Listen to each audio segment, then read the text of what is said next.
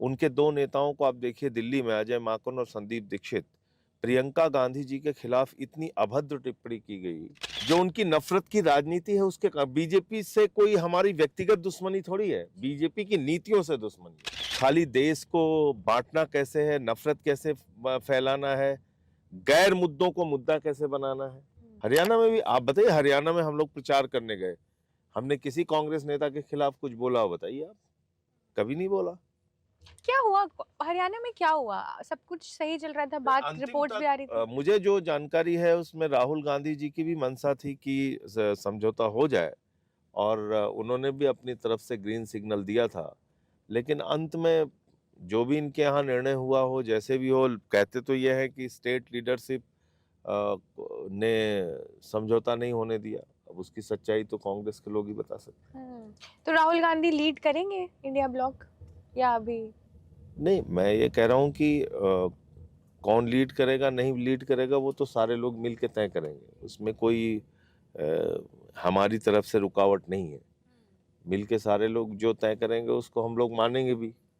लेकिन जहाँ तक कांग्रेस पार्टी के रवैये का सवाल है, उनके दो नेताओं को आप देखिए दिल्ली में, अजय माकन और संदीप दीक्षित, प्रियंका गांधी जी के खिलाफ इतनी अभद्र टिप्पणी की गई रमेश बिधूड़ी के द्वारा।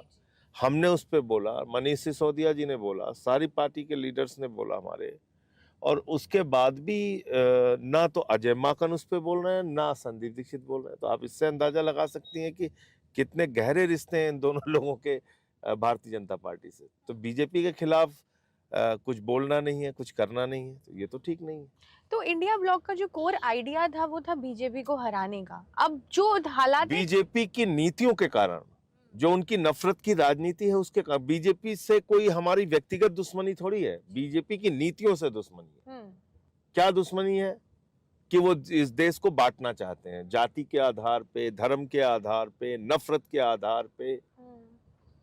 तो उसके खिलाफ हम खड़े हैं। जी जी।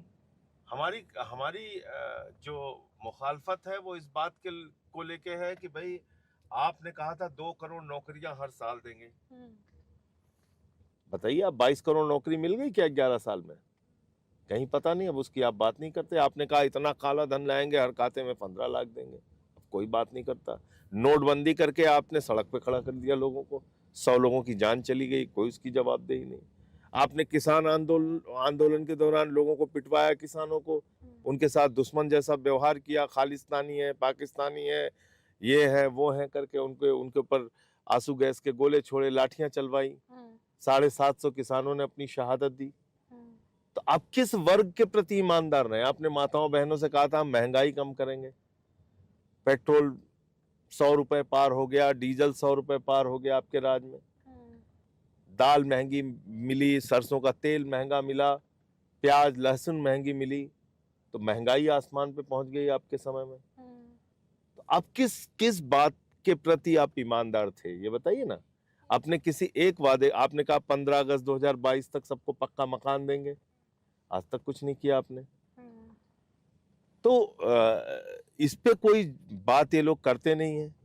खाली देश को बांटना कैसे है, नफरत कैसे फैलाना है, गैर मुद्दों को मुद्दा कैसे बनाना है, इस पे इनकी मास्टरी है। आम आदमी पार्टी और अरविंद केजरीवाल क्या कह रहे हैं? ये कह रहे हैं भाई मुद्दों पे बात करिए आप, वो करते नहीं। हमने बिजली फ्री किया, पानी फ्री किया, शिक्षा फ्री किया, इलाज फ्री किया, बुजुर्गों के लिए तीर्थ यात्रा फ्री किया, माताओं बहनों के लिए बस की फ्री, इतने सारे काम करने के बाद मुनाफे का बजट दिया दिल्ली में।